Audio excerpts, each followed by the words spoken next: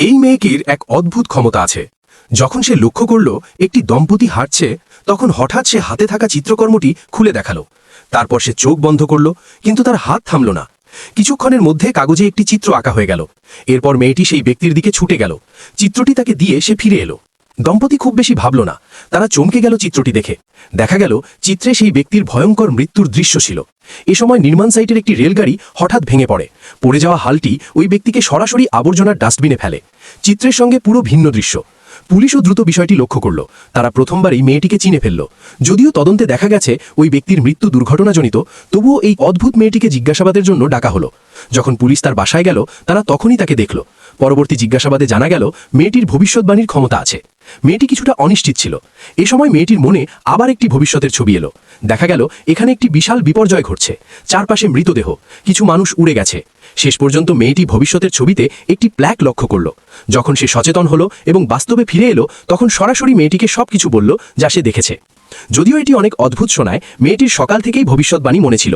এই অবস্থা অস্বীকার করা কঠিন, তাই প্ল্যাকে যা লেখা ছিল তার ভিত্তিতে মেয়েটি ওই ব্যক্তিকে খুঁজে পেল। আশামতো সে দ্রুত আন্ডারগ্রাউন্ড গ্যারেজে কিছু অস্বাভাবিক জিনিস লক্ষ্য করল। ঘুরে দেখল একটি পুরো গাড়ি বোমায় ভর্তি। তবে ভাগ্যক্রমে এই ধরনের স্বনির্মিত বোমা জটিল নয়, খুব সহজেই তা বিকল করা যায়। এভাবে ভবিষ্যতের বিপর্যয় আগে থেকে রোধ করা হলো। কিন্তু সত্যিই কল্পনা করা কঠিন যে কেউ সত্যিই ভবিষ্যৎ জানাতে পারে। মেয়েটির শারীরিক অনুশীলনের সময় একটি দুর্ঘটনা ঘটে। সে বলল কাঁধে কিছু ছিল এবং তা বের করেছে। যখন ফায়ার ফাইটার টাওয়েল খুলল, তখন তার ত্বকের মধ্যে একটি বড় ব্যাগ লেগে আছে দেখা গেল। সবচেয়ে বিস্ময়কর হলো মা শিশুর কষ্ট নিয়ে ভাবল না, বরং ফায়ার ফাইটারকে জিজ্ঞেস করল এটি কি অর্ধেক মাসের মধ্যে চিকিৎসা সম্ভব হবে কিনা। এটি বিশ্বাস করা সত্যিই কঠিন। কিন্তু এখনও দেরি হয়নি। যখন সে হাসপাতালে ছুটে গেল এবং আরেকটি দুর্ঘটনা ঘটল, তখন ডাক্তার দেখল মেয়েটির হাড়ের ঘনত্ব খুব কম। তিনি ভেবেছিলেন মেয়েটি একজন প্রাপ্তবয়স্ককে ছাড়িয়ে যাওয়ার জন্য হয়তো ওষুধ নিয়েছে, যা শরীরের গতিশীলতা বাড়ায়।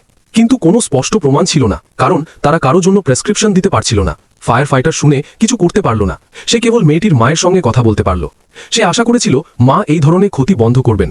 ওষুধ শিক্ষার ফল বাড়াতে পারে, কিন্তু শরীরের জন্য খুব ক্ষতিকর। তবে মা এই কথা শুনে রেগে গেলেন। তার মানে মেয়েটির সাফল্য তার কঠোর পরিশ্রমের ফলে এসেছে।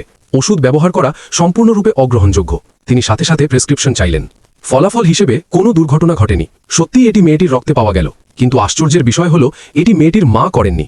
সত্যিকারের দোষী ছিলেন শারীরিক প্রশিক্ষক। সুনির্দিষ্ট প্রশিক্ষণের মাধ্যমে খ্যাতি বাড়ানোর জন্য সে মেয়েটির পানীয়ে গোপনে ওষুধ মিশাত। এখন মেয়েটি সত্যিই দুঃখজনক অবস্থায়। তার মা তার প্রতি কঠোর ছিলেন। প্রশিক্ষক গোপনে ওষুধ মিশিয়েছিল। অন্ধকারে মেয়েটি সত্যিই মাতাল হয়ে পড়েছিল। 6 বছরের মেয়েটির একটি দুর্ঘটনা ঘটল যখন সে গাড়ি চালাচ্ছিল। সে সরাসরি রাস্তায় দাঁড়ানো লাইটের সঙ্গে ধাক্কা খাইল। আরও অদ্ভুত হলো, যখন ফায়ার ফাইটার ঘটনাস্থলে পৌঁছালো, তখন মেয়েটির বাবা মা পেছনের আসনে বসেছিলেন।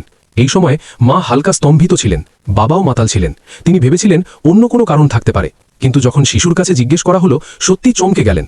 দেখা গেল বাবা মা খুব বেশি পান করেছিলেন এবং বাড়ি চালাতে পারছিলেন না। তারপর তারা একটি নির্বোধ পরিকল্পনা করল।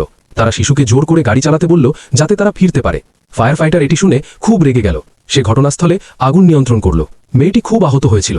তাকে দ্রুত স্ট্রেচারে রাখা হলো। সে কেবল স্টিয়ারিং হুইল দ্বারা ধাক্কা খায়নি, নিরাপত্তা বেল্টেও আঘাত পেয়েছিল। কিন্তু যখন সে তার বাবা মাকে হাত গ্লাভস পরিধান করতে দেখল, মেয়েটি হঠাৎ অসুস্থ হয়ে পড়ল। ফায়ার ফাইটার দেরি করতে সাহস পেল না এবং তাকে সঙ্গে সঙ্গে হাসপাতালে পাঠালো। তবে এই সময় সে পুরোপুরি রেগে গিয়েছিল। সে রেগে গিয়েছিল যে এই লোকেরা সত্যিই তার বাবা মা হওয়ার যোগ্য নয়। যদি তারা সত্যিই তাকে ভালোবাসত, তাহলে কোনোভাবেই 6 বছরের শিশুকে গাড়ি চালাতে দিত না।